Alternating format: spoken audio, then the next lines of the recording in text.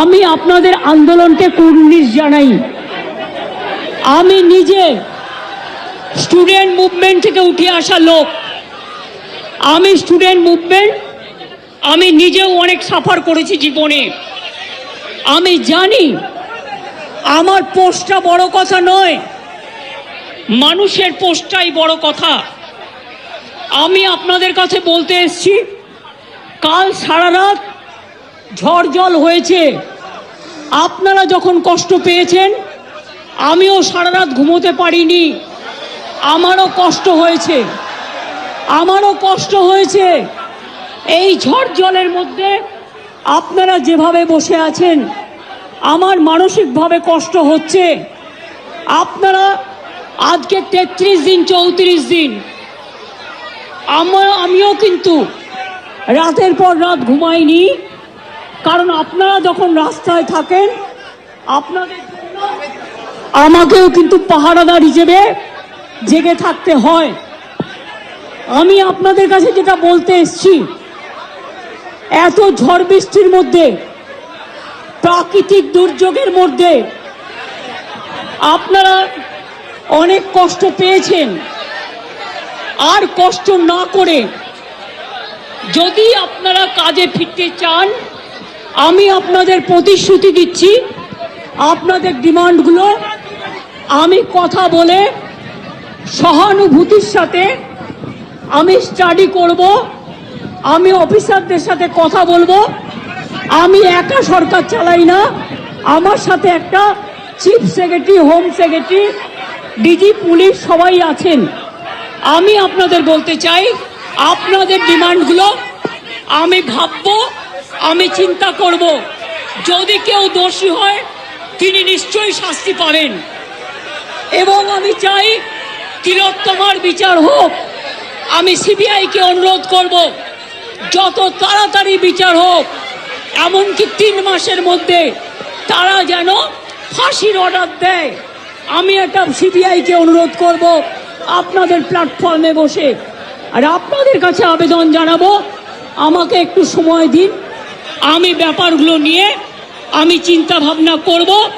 যদি আপনাদের আস্থা ভরসা আমার উপর থাকে, আমি কথা বলে সিদ্ধান্ত, অন্তত যদি কাউকে দোষী পাই, আমি নিশ্চয়ই নেব।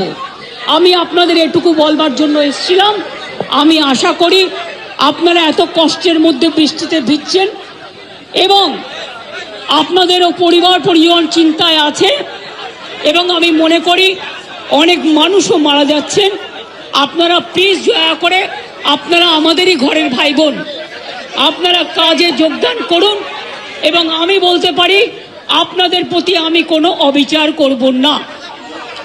আমি একটা কথা বলে যাই, হাসপাতালের ডেভেলপমেন্ট, ইনফ্রাস্ট্রাকচার, সব কাজ আমরা শুরু করে দিয়েছি এবং করব।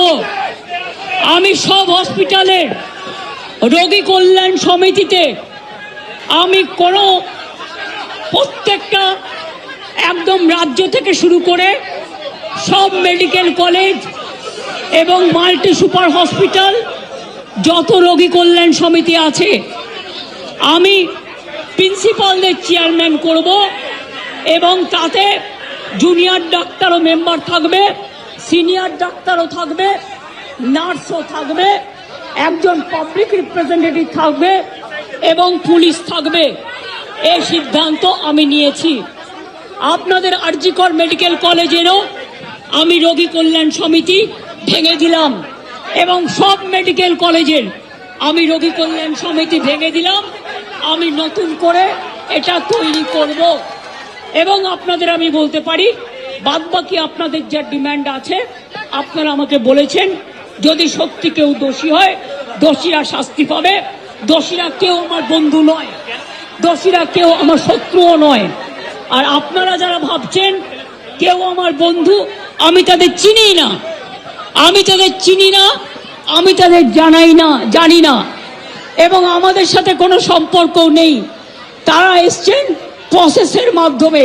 এই প্রসেস ফাইনাল হয়ে আমার কাছে আসে এবং তাই মাত্র 1 মাসের মধ্যে যারা এসছে তাদের কথা যদি তারা কোনো ব্যাপারে এই খুনের সাথে, মার্ডারের সাথে, দুর্নীতির সাথে যুক্ত থাকে, আমি নিশ্চয়ই সাধ্যমতো চেষ্টা করব কথা বলে অ্যাকশন নেবার।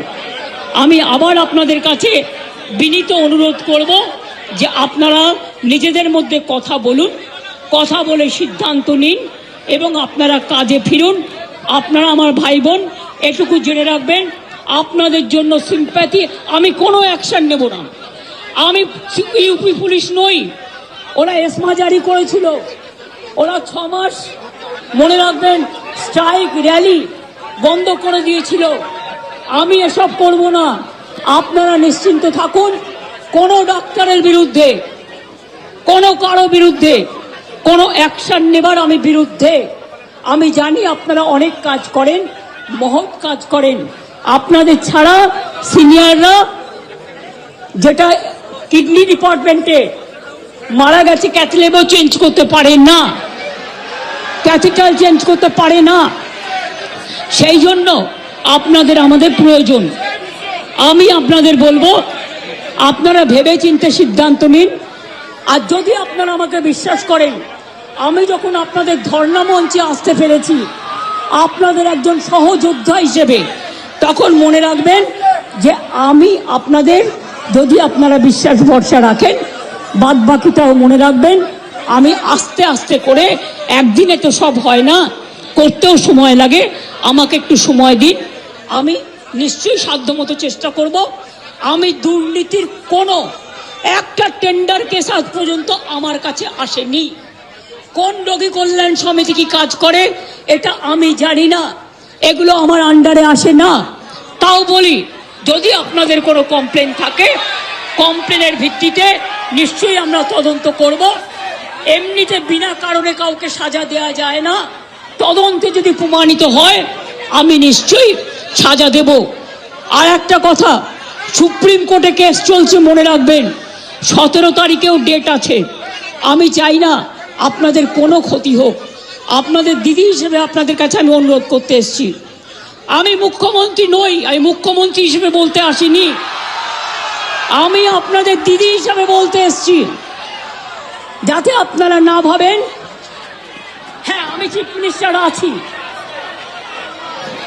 আমি একটা পার্টিও বিলংস করি, কিন্তু আপনাদের কাছে এসেছি যদি বলেন as a chief minister, as a elder sister, এবং আপনাদের আন্দোলনের সমব্যথী এবং সমসাথী, তাহলে আপনাদের অনুরোধ করব আমার কথা শুনুন।